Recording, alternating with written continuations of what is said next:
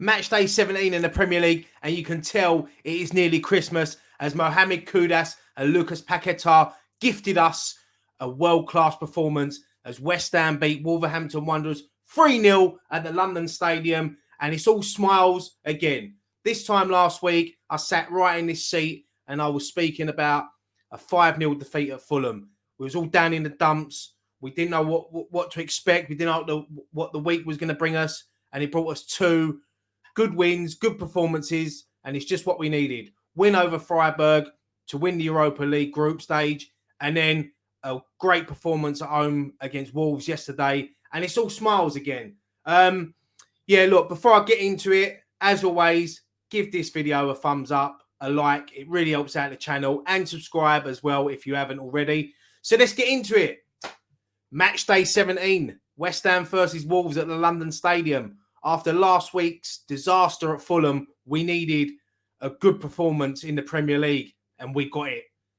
Fair play to every single one of them players. As you can see there's a team sheet. Fabianski was back in goal. Areola was on the bench. There was a little bit of a debate before kickoff. Is Fabianski our number one again? I just think that Moyes doesn't want to rush Areola back into the first team after his wrist injury. So totally understand that. I think I'm just going to enjoy having two great goalkeepers at the football club, because usually we have one decent one and an half decent sub, but I feel comfortable with either one of them that go in goal. But yesterday, I think that is our strongest team that we can put out.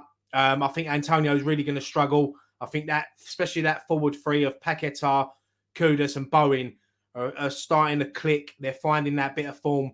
But yeah, great performance yesterday. Kudus, as the title says, Kudus and Paqueta, just world class. Two great finishes from Kudus, but Paqueta, for me, that's what we want to see him do. Play central and just dictate the game. He was like a puppet master yesterday. He had the midfield on strings. The way he was just getting the ball. It's like he plays with wing mirrors. He knows what's behind him. Just the little flicks, everything that was coming off yesterday. And I know sometimes he can frustrate you, because sometimes he might hold on to that ball a little bit too much and he might lose it. But you always know with him that he is just going to produce a quality performance. And yeah, he was just a joy to watch yesterday, honestly. When people talk about the West Ham way, that is the West Ham way. We love players like that. We've had generations grow up, watching the likes of Pyatt, Di Canio, Devonshire, Brooking, and there's loads more I could name. But just that's the sort of type of player. And now he's starting to click with Kudus and Bowen. And he's got that protection of Alvarez and Souček and Ward-Prowse just breaking up the play. And when you have players like that, it is a joy to watch. But another player as well, Kudus yesterday. What a steal. What did we pay for him? £38 million we paid for him from Ajax. I think £51 million for Paqueta and £38 million for Kudus. What's that? £89 million for them two. I'll tell you what, West Ham have done some good business over the last few years. We've had some shockers, but when you look at what we played for the likes of Ward-Prowse, Alvarez, Bowen, Souček, Soufal, Aguerd, Zuma, you look at what we've paid. We've done some good business, and fair play to the board and Tim Stein as well. He's obviously been involved in some of them signings, but yeah, brilliant business from the football club. But yeah, let's go back to the match yesterday. I just think we controlled the game. I was a bit, since doing this Premier League show, I've obviously watched a lot more of the Premier League, and Wolves have been a team that have impressed me. Gary O'Neill's got them playing very well. They only beat City the other week. But yesterday, I don't think Wolves were that bad. I just think we were that good, and we just kept them quiet. We didn't allow them to play. You think Chan, he's been in great form. Kuna, two good players there. Their midfield, we just dominated it. Their back four, Dawson, it was great to see him back at London Stadium, but yeah, he couldn't handle us yesterday. It's fair play to him. He come back and he had a battle on his hands with Bowen, and he let Bowen know he was there a few times, a few tough tackles. Didn't care that they were former teammates. He's a professional at the end of the day. But yeah, I'll just look at that and yeah, it was a great all-round performance from everyone. I thought the back four was solid. Soufal, let me get into Soufal. He's a very, very lucky boy yesterday because he could have had 2 red cards. The first challenge on Bellegarde. I don't know if they've had a little bit of something off the ball, but yeah, Soufal was very, very lucky. I'm surprised that VAR didn't overrule that and give him a red card for that, especially for the first challenge. Soufal has got that in his game. I've seen him do it before. He gets very frustrated.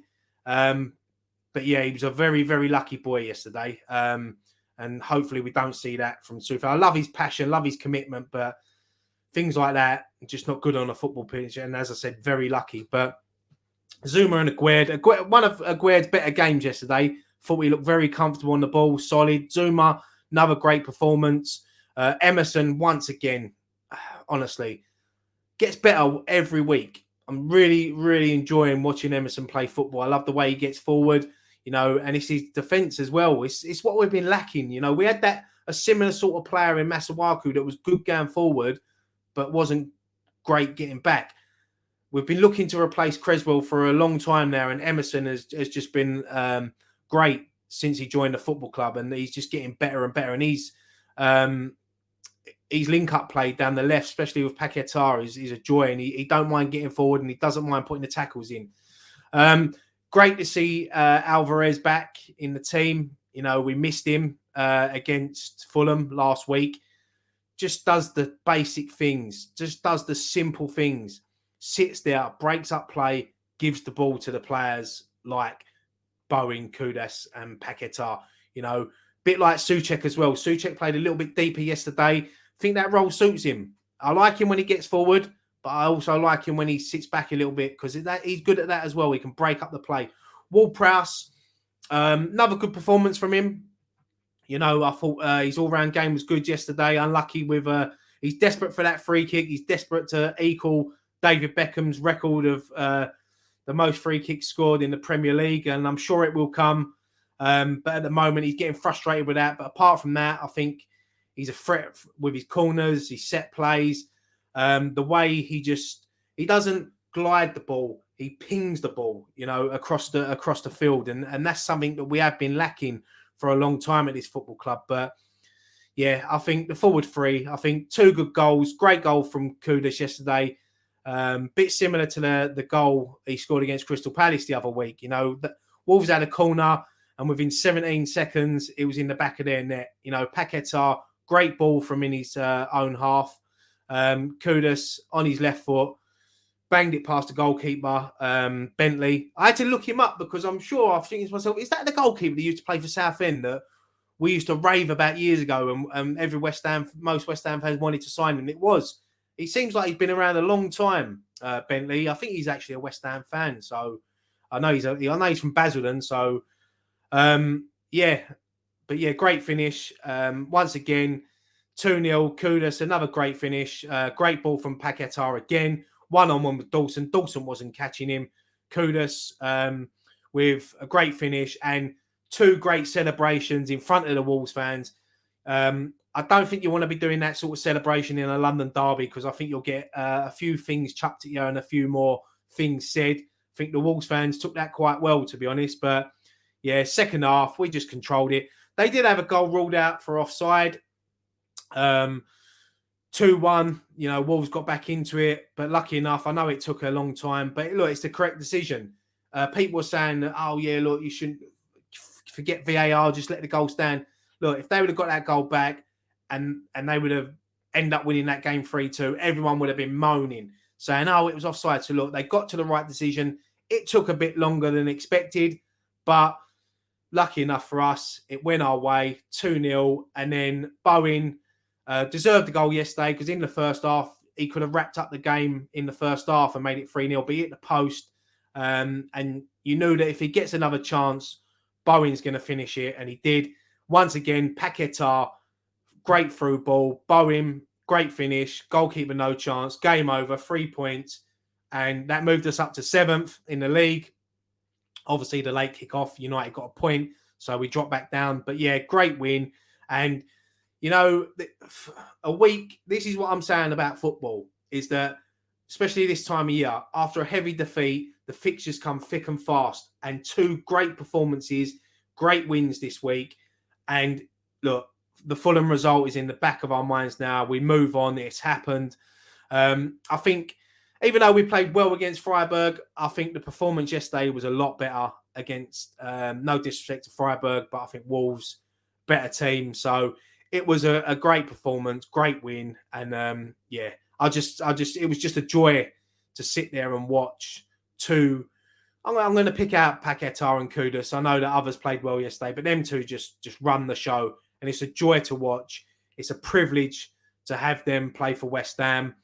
There'll probably be a lot of owners of football clubs and a lot of managers scratching their head thinking, why ain't we signed these? Why ain't we got these in our team? And I can imagine that there's going to be a lot of interest in them 2 players. So I'm going to enjoy them why they're here. But as long as we're doing well, hopefully we can keep them at the football club. But great performance. And it's another big week coming up for West Ham. Liverpool in the Carabao Cup quarterfinals.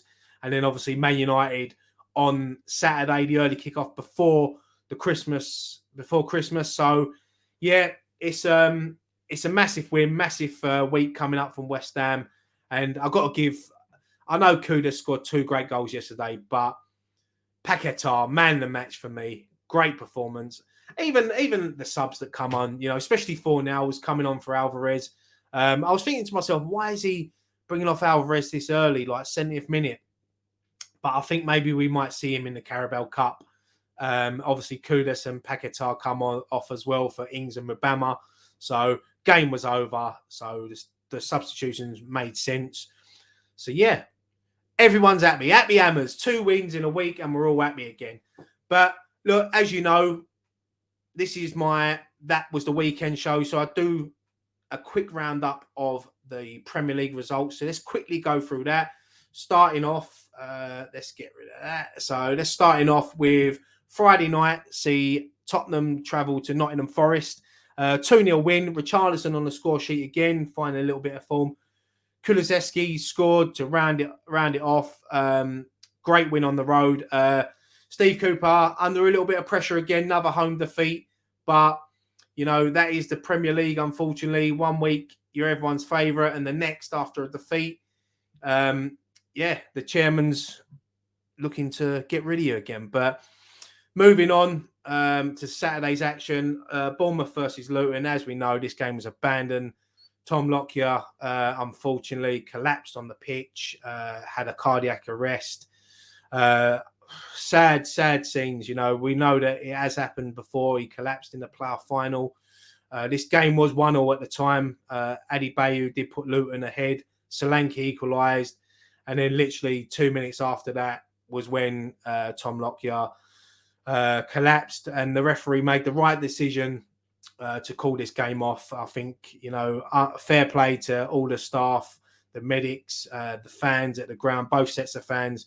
It's a difficult time and, I'm wishing him a speedy recovery. And look, health must come first. Hopefully we will see him back on the football pitch very soon. Speedy recovery, sad scenes. Moving on, Chelsea with a comfortable 2-0 victory at home to Sheffield United. Cole Palmer and Jackson scoring for Chelsea.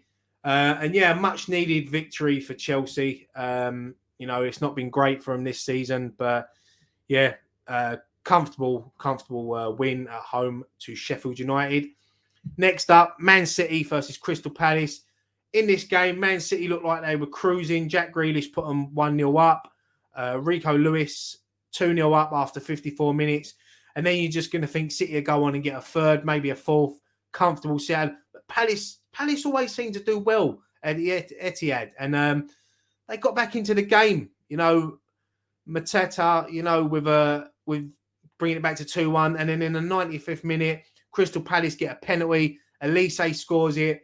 And, Man City just seem to be chucking points away at the wrong time in the season. But we all know, Premier League fans know that Man City have got it in them, that they're going to go on this massive run.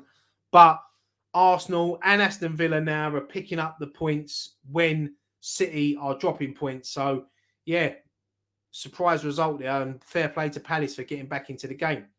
Next up, Newcastle versus Fulham. Newcastle, horrible week for them, getting dumped out of the Champions League, finishing bottom of the group.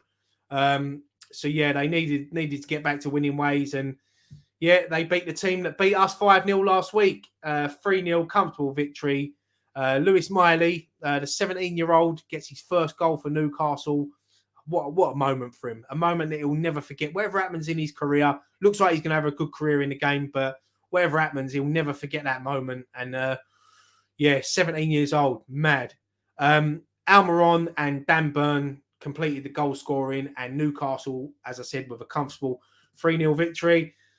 5:30 kickoff on the Saturday. Burnley versus Everton. Sean Dyche going back to his former club, and he got the win. Onana and Michael Keane with the goals for Everton, and it's a great away day victory for Everton. And they've done so well since they got that point deduction. I think they was on a bit of a good run before they got that.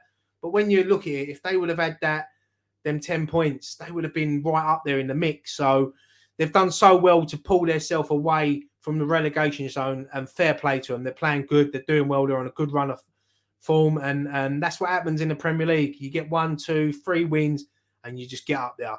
On Sunday, where are we? Let's get back to it. So on Sunday, Arsenal played Brighton at the Emirates. And once again, comfortable victory for Arsenal. You know, they see City would have dropped points. So 0-0 at half-time. Second half, Gabriel Jesus and Kai Havertz, the man that gets a lot of stick from some Arsenal fans. Another goal. And yeah, another victory for Arsenal that put them back to the top of the league. Next up, Brentford versus Aston Villa. Brentford 1-0 up just before half-time. Lewis Potter. In the second half, Aston Villa equalised, and then Ollie Watkins got the winner. And you see from the celebrations, he obviously been getting a lot of stick from someone in the crowd, and he give it back to him. And look, if fans are happy to give it out, they've got to be happy to take it. Same as the players, but yeah, it was Ollie Watkins going back to his former club, getting the winner, and Aston Villa just go from strength to strength. And as I said last week, a lot of people questioning, are they in the title race? And yeah, of course they are. It's wins like that. It's wins like that which get you in the title race, and they're on a good run of form. And yeah, it'd be interesting to see if they can still keep that run of form up. But with the players they've got and the way they're playing at the moment, yeah, I'm sure they will. Next up, the game that Sky were buzzing about. They've been building this one up, it seems like, for the last 3 years. The record crowd at Anfield for over 50 years, 57,000 in attendance. Liverpool 0, Man United 0. Wasn't a great game of football, to be honest. Man United would be the more happier with their run of form, and to go to Anfield and get a point is a good result for them. And yeah, I just think the way Sky built this game up, especially, it's mad because last year Liverpool won this fixture 7-0. Liverpool better now. Man United, I'd say, are they worse than this time last year? Probably. And yeah, it's 0-0. That's just a mad thing about football. But yeah, great result for Man United. And yeah, that was the action from the Premier League.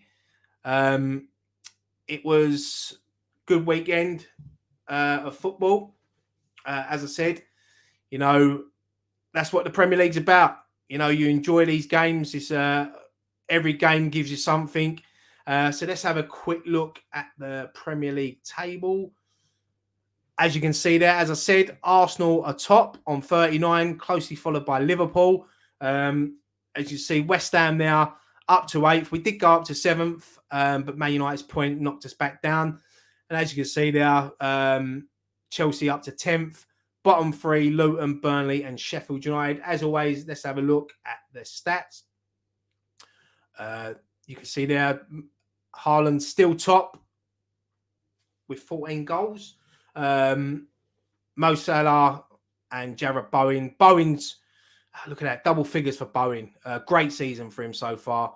And yeah, it's the usual suspects on there. Let's have a look at the assists. Neto hasn't played for a few weeks, but he's still up there, joint with Salah and Trippier. I'm sure we'll be seeing Paqueta on that list very soon. As always, clean sheets. Well, look at that. For weeks, we've had Sam Johnson sitting top of this. Now we've got Onana.